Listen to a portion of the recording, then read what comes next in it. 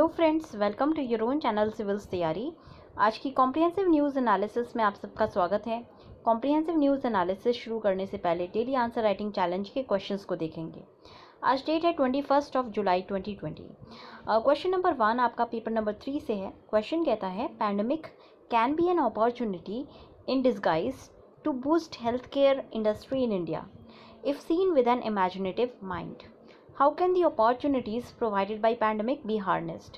मतलब महामारी कल्पनाशील दिमाग से देखा जाए तो भारत में स्वास्थ्य सेवा उद्योग को बढ़ावा देने का एक अवसर हो सकता है।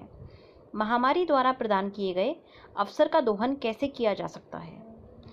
नेक्स्ट क्वेश्चन आपका स्टैटिक क्वेश्चन है, इसका आज हम डिस्कशन करेंगे। इसका जो है आपको मॉडल आंसर मिल जाएगा आपके टेलीग्राम चैनल @सिविल्स तैयारी पे, बट ये मॉडल आंसर आपको कल मिलेगा।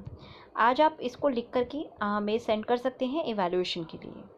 कल वाले जो क्वेश्चन था उसका मॉडल आंसर आज बाई 2 PM डाल दिया जाएगा, तो आप देख सकते हैं। बाई 3 PM डाल दिया जाएगा, तो आप उसको भी देख सकते हैं। तो आज का जो क्वेश्चन है GS पेपर 2 से है।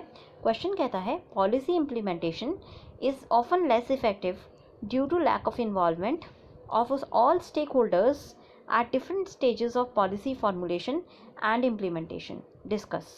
तो नीति निर्धारण और नीति निर्माण और कार्यान्वयन के विभिन्न चरणों में सभी हितधारकों की भागीदारी की कमी के कारण अक्सर कम प्रभावी होती है।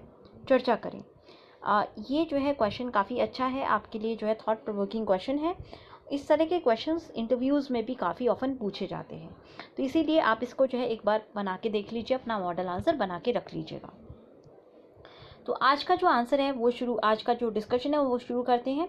इसको आप लिख करके हमारे टेलीग्राम चैनल पे टेलीग्राम के ग्रुप पे डाल सकते हैं। चैनल पे आपको आंसर मिलेगा, ग्रुप पे आप डाल सकते हैं इवैल्यूएशन के लिए @सिविल्स तैयारी ग्रुप। यहाँ पे आप हमें ज्वाइन कर सकते हैं और इस आंसर को आप जो है अपने लिख करके डाल दीजिए, जिससे कि इवैल्यूएट करके आपको दिया जा सके। तो चलिए आज का डिस्कशन शुरू करते हैं। सो गाइस, पहला जो क्वेश्चन है हमें इस वाले आर्टिकल से आंसर करना है। More than a crisis a chance to rebuild health care. यहाँ पे देखिए, अभी एक जो 2-3 अच्छे डेवलपमेंट्स हुए हैं हमारे हेल्थ केयर में। पहला है कि हमारा जो धारावी मॉडल है उसकी तारीफ हुई थी WHO के स्टेज पर टेड्रोस अदनोन गैब्रियस के द्वारा। उन्होंने एक्नॉलेज किया था कि मुंबई का सबसे जो डेंसली पॉपुलेटेड स्लम है, धारावी स्लम, वो काफ़ी सक्सेसफुल रहा है कोविड पैंडेमिक को कंटेन करने के लिए। तो ये पॉइंट आउट करता है कि अगर हम स्पीड और स्केल से एपिडेमिक मूव कर रहा है, अगर उसको हमें कंटेन करना है तो हमें सस्टेन्ड म्यूनसिपल एफर्ट्स और कम्युनिटी पार्टिसिपेशन करना होगा, जिससे कि हम इस स्प्रेड को ब्लंट कर सकें। और यही आपका धारावी का मॉडल था।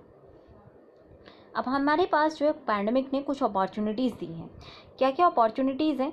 पहली अपॉर्चुनिटी ये है कि देखिए, हमारे जो केसेस हैं वो 49 डिस्ट्रिक्ट्स में ज़्यादातर फैले हुए हैं।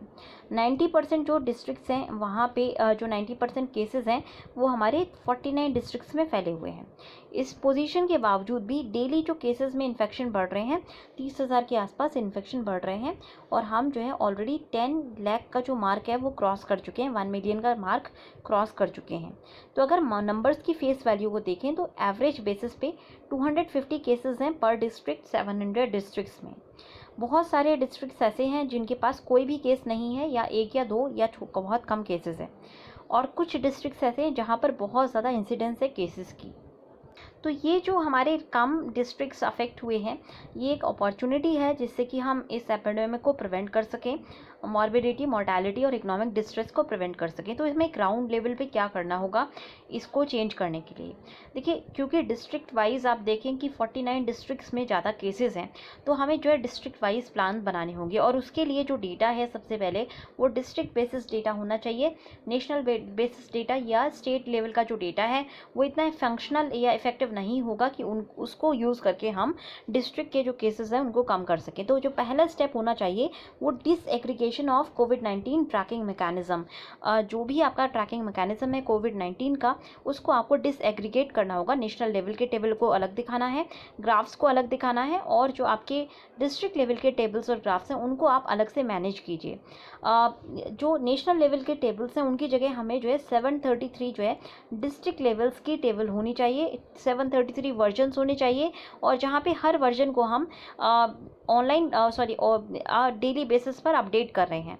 स्टेट और नेशनल समरीज इंपॉर्टेंट हैं बट इतनी क्रिटिकल नहीं है कि एक एक्यूरेसी और टाइमलीनेस को इतना क्रिटिकली इनकी ज़रूरत नहीं है जितनी डिस्ट्रिक्ट लेवल की ज़रूरत है। डिस्ट्रिक्ट लेवल का जो डेटा है वो बहुत ही क्रिटिकली हमें कैप्चर करना है, बहुत ही जो प्रिसाइज कैप्चरिंग और एक्यूरेसी होनी चाहिए इसकी कैप्चरिंग ऑफ डेटा में। तो पहला जो आउटपुट इस डिसएग्रीगेशन का होगा वो ये होगा कि नंबर्स जो डिस्ट्रिक्ट के हैं जहाँ पर बहुत कम या बिल्कुल केसेस नहीं है तो उससे हमें एक रिलीफ मिलेगा। और दूसरी चीज़ क्या है, जहाँ पर लो इंसिडेंस है स्टेटस का, उन डिस्ट्रिक्ट्स को सपोर्ट करना चाहिए कि वो सारी कॉम्प्रिहेंसिव स्ट्रैटेजीज, टेस्टिंग किट और कॉन्टैक्ट ट्रेसिंग नो हाउ उनको दिया जा सके, क्योंकि वहाँ पे एक्सपर्टाइज नहीं होगी, वहाँ पे केसेस कम है, तो इसलिए उनको जो है ट्रेन करना ज़रूरी है। पहले की जो स्कीम थी जहाँ पे डिसिग्नेट किया गया था डिस्ट्रिक्ट्स को ग्रीन, येलो और रेड में, उसको स्ट्रेंथन करना चाहिए इस डिसएग्रीगेट रिपोर्टिंग के साथ, जिससे कि एक जो पिक्चर है वो बेहतर तरीके से बन सके, इमर्ज हो सके। तो एक सिग्निफिकेंट स्टेप होगा इस डायरेक्शन में कि अगर हम डिस्ट्रिक्ट मजिस्ट्रेट्स को इंकरेज करें कि वो अपने फुल रेंज ऑफ जितने भी उनको सोशल सपोर्ट स्कीम्स मिलती हैं, अवेलेबल होती हैं, उनको यूज़ करें, डिस्ट्रिक्ट हेल्थ ऑफिसर और उनकी टीम को सपोर्ट करें, और किसी को भी इस हंगर और इकोनॉमिक डिस्ट्रेस की सिचुएशन को जो है फेस जो भी कर रहा है उसको जो है थोड़ी सी मदद करें। तो ये जो है हमें सपोर्टिंग करनी होगी, एनकरेज करना होगा हमें डीएम्स को।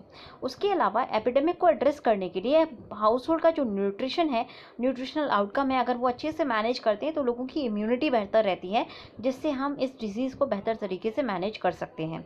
तो ये जो है एक काफ़ी अच्छा अचीवमेंट होगा, और इससे जो है हमारी जो न्यूट्रिशनल रिक्वायरमेंट है वो भी फुलफिल होगी। तो इस एरिया में भी हमें देखना काफ़ी ज़रूरी है। नेक्स्ट जो हमारे सामने एक अच्छी अपॉर्चुनिटी है वो टेस्टिंग कैपेसिटी को लेकर के है।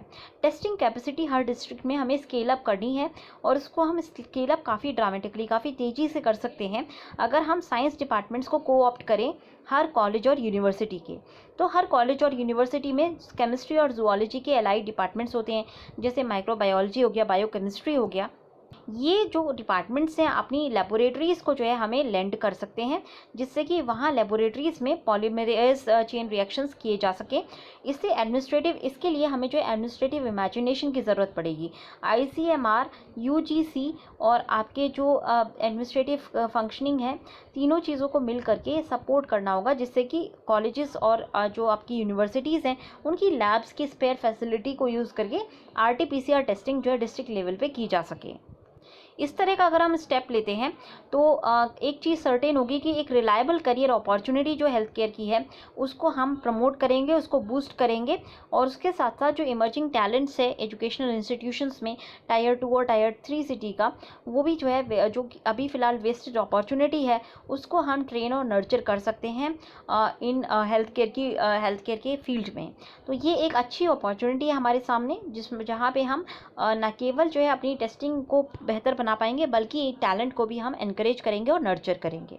टेस्टिंग फ्रंट पर अगर देखें तो जो लोग पॉइंट आउट करते हैं कि अभी जो करंट टेस्टिंग प्रोटोकॉल्स हैं काफ़ी जो है कॉम्प्लेक्स हैं और डिफ़िकल्ट हैं, इनको जो है कोऑप्ट करना कॉलेज लेवल पर काफ़ी डिफ़िकल्ट होगा, तो उनको जो है रैपिड इनोवेशंस को देखना चाहिए। अभी कुछ पिछले 12 हफ्तों में ही काफ़ी जो है ग्लोबली रैपिड इनोवेशंस हुए हैं टेस्टिंग के मामले में, और बहुत टाइम नहीं लगेगा जब सेल्फ एडमिनिस्ट्रेटेड प्रोसेस हो जाएगा ये टेस्टिंग का। अभी रीसेंट इंसाइट अगर देखें तो हम जो है सलाइवा को यूज़ करने लगे हैं as a starting point of testing. पहले यहाँ पे टेस्टिंग जो है नेसोफेरेंजियल स्वाब की जाती थी। तो टेस्टिंग को इंक्रीज टेस्टिंग न केवल नेसेसरी है बल्कि एक सबसे बड़ा कंट्रीब्यूटर है मॉर्बिडिटी को कम करने का, मोर्टेलिटी को कम करने का और इन्फेक्शन के रेट्स को कर्ब करने का। वर्ल्ड में जहाँ पे भी टेस्टिंग को कंस्ट्रेन किया गया है वहाँ पे जो रेट्स हैं काफ़ी तेज़ी से बढ़े हैं। एपिडेमिक्स को न केवल जो है लॉ एंड ऑर्डर की सिचुएशन की तरह ट्रीट नहीं करना चाहिए, एपिडेमिक्स काफ़ी उससे ऊपर होते हैं। उनकी अगर हम जो है लॉकडाउन को इम्पोज करते हैं विदाउट टेस्टिंग, तो इससे जो है न केवल मल्टीपल कोलेटरल डैमेज होगा हेल्थ के फ्रंट पे, बल्कि इकोनॉमी को भी काफ़ी डैमेज होता है। इसीलिए अगर लॉकडाउन का बेसिक मुद्दा होता है हेल्थ केयर फैसिलिटीज़ को रैम्प अप करना। अगर हमने लॉकडाउन इम्पोज किया है तो हमारा सबसे पहले जो है हेल्थ केयर फैसिलिटी का जो बिल्डिंग है वो हमें करनी होती है, और इसीलिए लॉकडाउन करना चाहिए। कभी कभी कैसी कई सारी कंट्रीज़ में एग्जाम्पल आया है जहाँ पे हमने टेस्टिंग अच्छी रखी है। For example south Korea, testing अच्छी रखी है और लॉकडाउन बिल्कुल भी इम्पोज नहीं किया गया, और उन्होंने बहुत अच्छे रिजल्ट्स को जो है अचीव किया है। सबसे पहली चीज़, अगर आप टेस्टिंग सही से करते हैं तो आप जो है कॉन्फिडेंस को इंस्पायर कर पाते हैं पॉपुलेशन में। अर्ली ट्रीटमेंट वो लोग सीख कर पाएंगे, अर्ली ट्रीटमेंट सीकिंग बिहेवियर उनका हो पाता है, और पब्लिक हेल्थ केयर जो लेवल्स हैं वो इम्प्रूव हो पाते हैं। डिजीज़ डायनेमिक्स को समझने में आसानी हो जाती है। इमेजिनेटिवली एक्सपैंड करना होगा हमें टेस्टिंग कैपेसिटी को, और इसके लिए कोऑप्ट करना जो कॉलेजेस का और टेक्निकल इंस्टीट्यूट का है, ये एक बहुत अच्छी जो है अपॉर्चुनिटी है। ये रिप्रेजेंट करता है बेस्ट अपॉर्चुनिटी को, जिससे कि हम एपिडेमिक को अगेन सर्ज होने से रोक सकें। उसके अलावा जो पैंडमिक है ये चांस है बायोटेक इंडस्ट्रीज़ के लिए। हेल्थ केयर इंडस्ट्रीज़ और टेक्नोलॉजिकल स्फीयर्स में यंग माइंड जो है, बच्चे जो हैं, उनको जो है लेना चाहिए। उनको अगर हम इंक्लूड करते हैं पॉलिसी मेकिंग पे या फिर किसी भी पॉलिसी डिलीवरेंस पे, तो क्या होगा कि उससे इनोवेशन को हम encourage कर पाएंगे। आपने देखा होगा जितने भी यंग इनोवेटर्स, साइंस में ज़्यादातर जो इनोवेशंस होते हैं यंग लोगों के द्वारा किए जाते हैं। तो ये साइंटिफिक फील्ड है, यहाँ पे जो इनोवेशन होगा वो यंग माइंड को इंक्लूड करने के साथ ही हो पाएगा। तो एक एम्फोसिस होना चाहिए बच्चों को इंक्लूड करने का या यंग पीपल को इंक्लूड करने का बायोटेक इंडस्ट्री में, जिससे कि इनोवेशंस आ सकें, और एंटरप्रेन्योरशिप की जो फीलिंग है वो हमें बूस्टअप करनी होगी, जिससे कि जो बायोटेक कंपनीज़ हैं वो अपने प्रोडक्ट्स को स्केल अप कर पाएँ बिना किसी कॉम्प्रोमाइज़ किए क्वालिटी स्टैंडर्ड्स में। India pharmacy of the world के रूप में कहलाता है। कोविड-19 क्राइसिस एक अपॉर्चुनिटी है कि हम जो है बायोटेक और फार्मास्यूटिकल एंटरप्राइजेस को उसी लेवल पर ले जाएं जैसे कि हम आईटी इंडस्ट्री को 2000s में लेके गए थे। इस वक्त वर्ल्ड जो है पर्सनलाइज्ड डायग्नोस्टिक्स और थेरेपेटिक्स की तरफ देख रहा है, उसको भी हम यूज़ कर सकते हैं। अगर कोई पॉजिटिव टेस्ट रिपोर्ट से किसी की पॉजिटिव रिपोर्ट आती है कोविड-19 की, तो उस इंडिविजुअल को जो है हमें फैसिलिटी प्रोवाइड करनी होगी कि वो खुद से अपना जो ऑक्सीजन स्टेटस है वो घर पे मैनेज कर सके और टेस्ट कर सके। उसके साथ साथ फीवर मैनेजमेंट और मेडिसिन और प्री डिटरमाइंड कट ऑफ्स के बेसिस पर देनी होगी। इसके लिए हमें क्या करना होगा, हमें जो है ऑक्सीजन सप्लाई करने वाली जो फैसिलिटीज़ हैं उनको जो है एक्सपैंड करना होगा, नेटवर्क बनाना होगा एक्सपोनेंशियली, और जिससे कि हम मॉर्बिडिटी को एक्सपैंड जो है रिड्यूस कर सकें।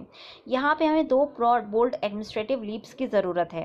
पहली लीप ये है कि हर जो पॉजिटिव डायग्नोसिस हो उसको जो है हम पल्स ऑक्सीमीटर के साथ साथ रिपोर्ट डिलीवर करें। मतलब किसी को अगर हम पॉजिटिव बता रहे हैं तो उसके साथ साथ हम पल्स ऑक्सीमीटर भी साथ में दें, जिससे कि लोग जो है अपना ऑक्सीजन स्टेटस को चेक कर पाएंगे और जो मॉर्बिडिटी है इससे काफ़ी कम हो जाएगी। दूसरी चीज़ क्या है कि हमें जो है ऑक्सीजन इक्विप्ड बेड्स को हर nook and corner of country में प्रमोट कराना है। मतलब कि जो बेड्स हैं जहाँ पे वेंटिलेटर की फैसिलिटी हो या फिर ऑक्सीजन फैसिलिटी हो, वो डीपेस्ट और रिमोटेस्ट एरियाज़ में भी हमें प्रोवाइड करनी है, जिससे कि मोर्टेलिटी जो है रेट कम हो सके। इंडस्ट्री सपोर्टिंग लीड्स हैं दोनों ही, और ऐसे में अवेलेबिलिटी ऑफ ऑक्सीजन उसको मेजर किया जाएगा इंडिविजुअल के टर्म्स में, जिनकी हेल्थ और इकोनॉमिक इम्पैक्ट को देखना होगा, और उसके बेसिस पे हमें जो है पल्स ऑक्सीमीटर्स बनाने होंगे। इंडस्ट्रियल पॉइंट ऑफ व्यू से रफली हमारे 3 to 5% लोग जो है उनको नीड होगी ऑक्सीजन सपोर्ट की। अगर आप पल्स ऑक्सीमीटर प्रोवाइड कर देते हैं तो जो भी लोग पॉजिटिव टेस्ट हो रहे हैं उनमें से केवल 3 से 5% लोगों को ज़रूरत पड़ेगी ऑक्सीजन सपोर्ट की फॉर्मली, और उसके लिए हमें अपनी doctors, nurses, laboratories personnel, floor workers, इन सबको जो है प्रोटेक्ट करना होगा। और इससे क्या होगा कि हम इन सबको प्रोटेक्ट कर पाएंगे, क्योंकि जो टोटल पॉपुलेशन है उसमें से केवल 3 to 5% लोग ही फिर हॉस्पिटल तक जाएंगे। पाएंगे। इससे जो है PPEs में भी के यूसेज में कमी आएगी। फिर लोगों को जो है आसानी से, जो लोग बीमार हैं वो अपने घर पे बेस्ट हेल्थ केयर फैसिलिटीज़ को जो है अवेल कर पाएंगे, क्योंकि घर पे जो केयर होती है वो हॉस्पिटल की केयर से बेटर होती है।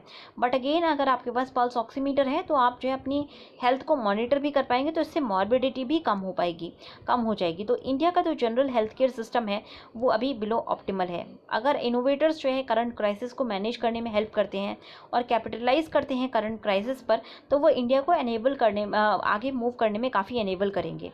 इंडिया जो है अच्छे से हेल्थ केयर डिलीवरी में मूव कर पाएगा और रिलेटेड आउटकम्स में भी मूव कर पाएगा। कोविड-19 एक क्राइसिस है, बट एक अपॉर्चुनिटी भी है हेल्थ केयर रिफॉर्म के लिए, और ये एक इंटरप्ले को शो करता है, हेल्थ आउटकम्स को कि इंटरप्ले को सोशल और इकोनॉमिक सपोर्ट इंटरवेंशंस के साथ कैसे ये जो है इंटरप्ले करते हैं उसको शो करता है। अगर हम जो है इसको सही से यूज़ नहीं कर पाते एज ए पॉलिसी मेकर, तो ये एक वेस्टेज अपॉर्चुनिटी होगी, और उसके साथ साथ यहाँ पे कॉस्ट हमारी काफ़ी ज़्यादा इंक्रीज़ हो जाएगी। नेक्स्ट आर्टिकल आपको देखना है, big reform on wrong track. तो यहाँ पे बात की गई है प्राइवेटाइजेशन की, कुछ सर्विसेज जो है प्राइवेटाइज की जा रही है इंडियन रेलवेज़ की। इससे बात की जा रही है कि इम्पैक्ट पड़ेगा मेंटेनेंस, ऑपरेशन और वेलफेयर के ऊपर। तो यहाँ पे इस आर्टिकल में आर्ग्यू किया गया है कि देखिए, प्राइवेटाइजेशन बुरा नहीं है, बट जिस मैनर में प्राइवेटाइजेशन किया जा रहा है इंडिया में, वो मैनर ठीक नहीं है। और इस मैनर की मतलब जिस तरीके से प्राइवेटाइजेशन हो रहा है उससे जो है प्रॉब्लम्स ज़्यादा क्रिएट होंगी, प्रॉब्लम सॉल्व करने की जगह। रेलवे बोर्ड का कहना था कि ऑब्जेक्टिव है इस इनिशिएटिव का कि हम इंट्रोड्यूस कर सकें मॉडर्न टेक्नोलॉजी को, रोलिंग स्टॉक को मेंटेन, जिससे कि मेंटेनेंस कम हो, ट्रांजिट टाइम हमारा रिड्यूस होगा और जॉब क्रिएशन बूस्ट आउट होगा। बट ये जो स्टेप ली जा रही है रेलवेज़ के द्वारा, इससे क्या प्रॉब्लम होगी? इससे जो है डुअल कंट्रोल होगा और रिस्पॉन्सिबिलिटी जो है स्प्लिट हो जाएगी। यूके और जापान ने प्राइवेटाइज किया है अपनी रेलवे सिस्टम को कम्प्लीटली और पार्शली नहीं किया है, पर ज़्यादातर कंट्रीज़ ने जो है रेलवे नेटवर्क को रिटेन किया है और पब्लिक कन्वीनियंस के लिए। इंडिया की अगर बात करें तो जो सिलेक्शन होगा प्राइवेट पार्टीज़ का, जो टेंडरिंग प्रोसेस से वो अभी अंडर वे है, और यहाँ पे जो है 2 स्टेज कॉम्पिटिटिव बिडिंग की जाएगी। शॉर्ट लिस्टिंग करते वक्त जो है फाइनेंशियल कैपेसिटी देखी जाएगी सेलेक्टेड पार्टीज़ की, जिससे कि वो फिक्स कर सकें फेयर्स को अपने आप। ये पार्टीज़ को जो है अपने फिक्स्ड हॉलेज चार्जेस देने होंगे, एनर्जी चार्जेस देने होंगे बेस्ड ऑन कंजम्पशन, और उसके साथ साथ ये जो भी अपना रेवेन्यू बनाते हैं उसको शेयर करना होगा। जो मेन क्राइटेरिया है प्रोक्योरमेंट का कोचेस में, वो कंसेशनर के रूप में होगा, और वो जो है रेक्स ली जाएंगी 16 कोचेस की एक उससे मैन्युफैक्चरर से, और मेंटेनेंस होगी 10 मेजर स्टेशंस में जहां से ट्रेन ऑपरेट हो रही है, जहां पे अपनी डेस्टिनेशन पे जा रही है वहां तक के लिए। मेंटेनेंस के लिए एग्जिस्टिंग डिपो और यार्ड फैसिलिटी का यूजेज किया जाएगा अलग अलग स्टेशंस पे, पर इससे जो है कॉन्फ्लिक्ट होगा एक और जो कि डेली काम होता है, तो यहाँ से कॉन्फ्लिक्ट क्रिएट हो सकता है। केवल जो एडिक्वेट फैसिलिटीज़ हैं वो केवल जहाँ पे एडिक्वेट फैसिलिटीज़ अवेलेबल हैं वहाँ पे जो है कंसेशनर नहीं चाहेगा कि इन्वेस्ट करें, वो चाहेगा कि ज़्यादातर एरियाज़ में वो इन्वेस्टमेंट कर पाए। बट अगर मान लीजिए वहाँ पे फैसिलिटी अवेलेबल नहीं है इनको सही करने की, हॉलेज की, या फिर जो आपका जो भी फैसिलिटीज़ चाहिए होती हैं सही डेली बेसिस पर वियर एंड टियर को देखने की, तो वहाँ से जो है आपका कॉन्फ्लिक्ट क्रिएट हो सकता है।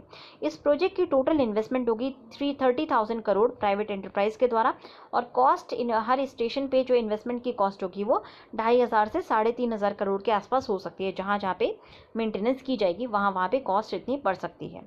अब रिस्पॉन्सिबिलिटी की अगर आप बात करेंगे तो जो प्रोजेक्ट इन्फॉर्मेशन मेमोरेंडम इशू किया गया है रेलवे बोर्ड के द्वारा, वो बताता है कि रेलवे क्रू को काम करना होगा जो भी रेलवे क्रू काम करेगा ट्रेन में, मतलब कि 151 ट्रेन में इन जो कि 109 रूट से वर्क करेंगी, वो सभी जो है प्राइवेट इन्वेस्टर के द्वारा मेंटेन किए जाएंगे। तो रेलवे क्रू जो है आपका प्राइवेट इन्वेस्टर के द्वारा मेंटेन किया जाएगा।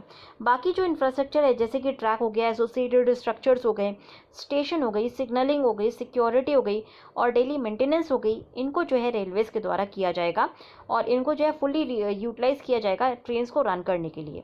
इससे क्या हुआ कि जो रिस्पॉन्सिबिलिटी है प्राइवेट इन्वेस्टर की वो एंड हो जाती है अगर वो प्रोक्योरमेंट को में इन्वेस्ट कर दे और मेंटेनेंस करे कोचेस का।